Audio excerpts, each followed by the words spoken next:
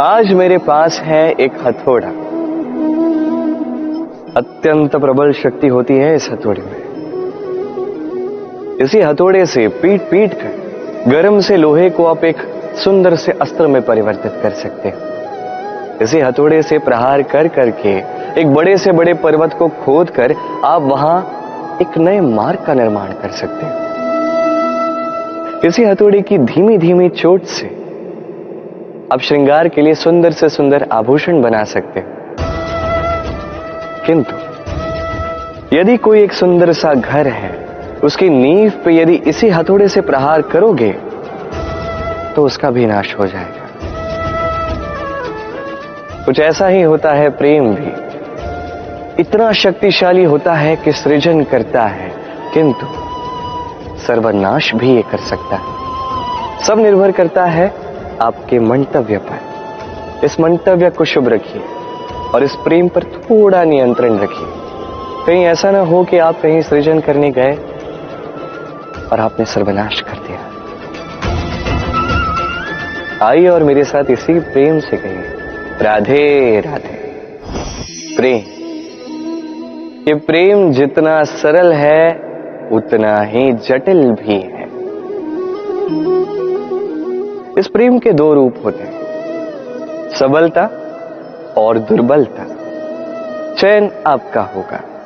अभी ये यदि किसी उदाहरण द्वारा मैं आपको समझाऊं तो माता पिता को ही देख लीजिए। माता पिता कभी कभी संतान से इतना प्रेम करते हैं कि उसे कहीं बाहर जाने ही नहीं देते, और इसके कारण संतान इतनी दुर्बल हो जाती है कि ऐसा भी हो जाता है आजीवन घर ही बैठी रहे। अब यदि यही माता पिता इस प्रेम में साहस ला दे, उस संतान से कहे कि तुम जाओ, इस संसार का अनुभव करो, अपना प्रारब्ध स्वयं रचो, इस संसार में सबसे श्रेष्ठ बन के दिखाओ, सबसे ऊपर उठकर दिखाओ, तो संतान ये करके भी दिखा सकती है। अब आप अपने प्रेम से अपनों को ही दुर्बल बनाते हैं या उन्हें सबल बनाते हैं, निर्णय आपका। आइए और मेरे साथ प्रेम से कहिएगा, राधे राधे। लोग कहते हैं प्रेम में बहुत शक्ति होती है, और यह सत्य भी है।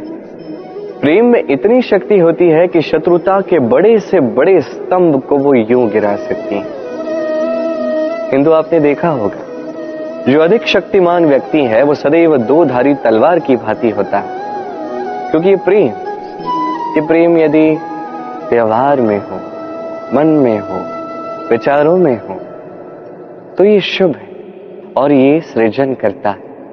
किंतु प्रेम यदि व्यापार में हो, यदि इस प्रेम का उपयोग अपने स्वार्थ, अपने अहंकार के लिए किया जाए, तो ये संसार का नाश कर सकता है।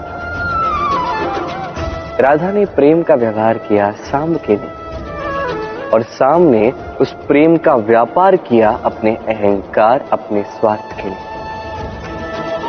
अंततः हानि साम की नहीं हुई, प्रेम की हुई। इसलिए इस मन में प्रेम अवश्य रखिएगा, इस व्यवहार में प्रेम अवश्य रखिएगा, किंतु ध्यान भी रखिए कि आपका ये प्रेम इसे कोई व्यापार न बना दे। आइए इसी प्रेम के साथ कहिएगा, राधे राधे। सत्य, क्या है ये सत्य?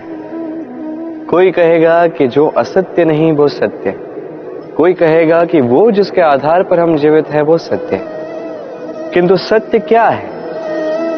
इससे भी अधिक महत्वपूर्ण ये समझना है कि सत्य का उपयोग कैसे किया जाए। यदि आपके पास सत्य है, आप सत्य जानते हैं और आप उसका उपयोग करते हैं, सदुपयोग करते हैं संसार के लिए, तो आप इस समस्त संसार से ऊपर उठ जाते हैं।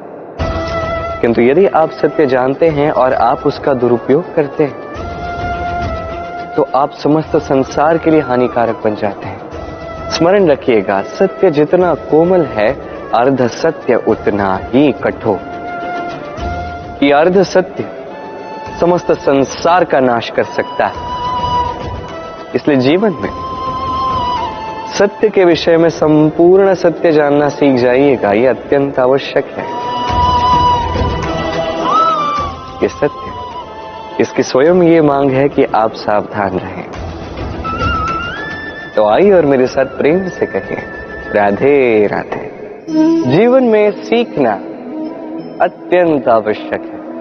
अब क्या क्या सीखना है, ये सिखाने के लिए भी अनेक शिक्षक हैं, किंतु क्या नहीं सीखना है और क्या नहीं करना है, ये हमें अपने अनुभवों से ही सीखना पड़ता है।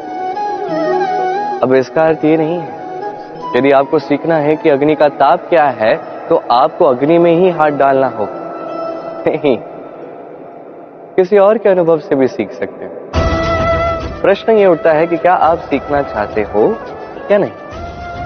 यदि आप ये सोचोगे कि मैं केवल अपने ही अनुभवों से सीखना चाहता हूं तो जीवन काल छोटा पड़ जाएगा और सब कुछ सीख नहीं पाओगे। इसलिए अपने साथ साथ बड़ों के अनुभवों से भी सीखना आरंभ कर दीजिए, इस संसार के अनुभवों से भी सीखना आरंभ कर दीजिए। और ये निश्चित रूप से सीखना आवश्यक है कि कब क्या नहीं करना है, कहां विराम लेना है और कहां नहीं लेना है।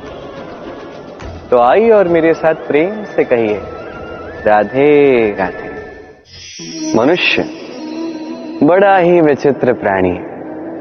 योजनाएं बनाता है, षड्यंत्र करता है, प्रयास करता है, किसी को पराजित करने का प्रयास करता है, सर्प को रस्सी समझकर हाथ में थामने का प्रयास करता है, किंतु एक बात समझ ही नहीं पाता, समय का ये सर्प ये हाथ में थमता ही नहीं, और जो किया है वो पुनः लौट के आएगा आप ही के समक्ष।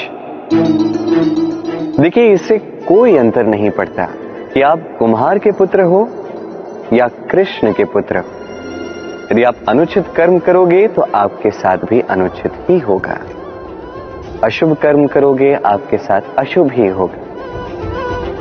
कुरुवंश अत्यंत महान वंश था। कुरुवंश क्या हुआ उसके साथ?